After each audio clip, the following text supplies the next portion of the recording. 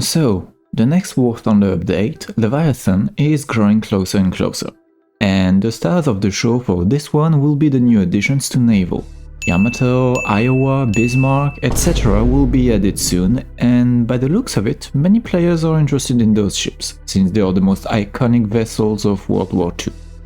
And all of that made me hyped by Naval 2, so I went back to check this game mode.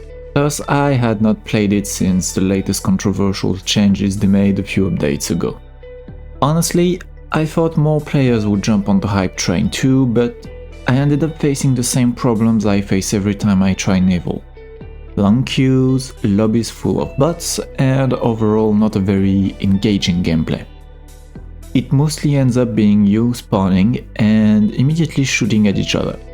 There's no strategy involved compared to ground, for example. You can go anywhere, and if someone with a bigger ship than you shoots at you, it's over. I ended up winning my games, but it felt like a hollow victory, and nothing really fun happened. You're wasting your time, and it's sad. That's when I remembered that there's a game in which I can have fun easily, and in which I already have some iconic ships like the Yamato.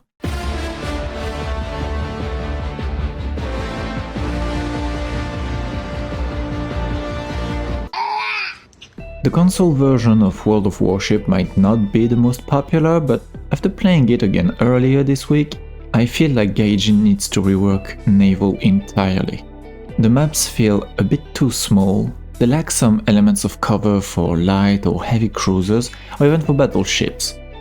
Adding those and spacing the teams a bit more would provide a strategic dimension to the mode, like where do you go to put yourself in a favorable position or to negate your weaknesses. For example, trying to hide your citadel or ammo magazines behind a small island or stuff like that. Of course, World of Warship is way more arcadey, and that's not something War Thunder players are looking for.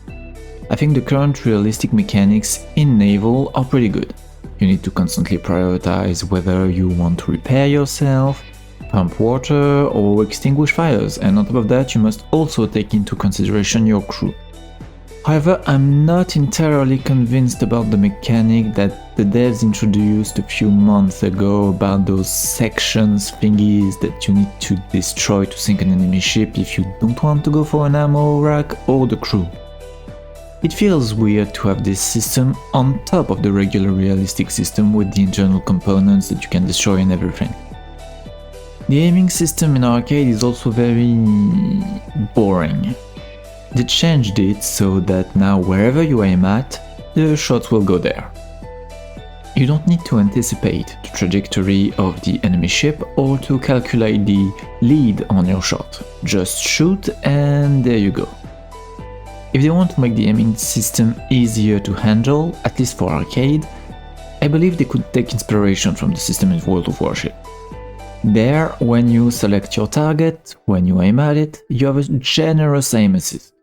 And if you shoot where the game tells you to, your shells will hit the enemy ship roughly in the middle if it keeps its current trajectory. It's then your job to adjust said aim depending on which section of the enemy ship you want to hit. I'm really not sure how to think about Naval at the moment. This mode has a lot of potential, some of the best looking models in the game, but it's just missing some key elements to make it fun. At least for me. I know that the upcoming ships will make the Naval community very happy, but I highly doubt that we will see a massive rush of players towards this game mode.